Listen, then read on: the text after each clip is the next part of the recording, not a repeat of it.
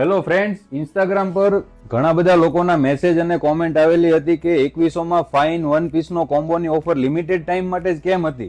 તો ડાંજાસન તમારા માટે ફરીથી આ ઓફર લોન્ચ કરી રહ્યું છે, જેમાં એક તમને જેકેટ અને joggers, black tea shirt, white T shirt અને શોર્ટ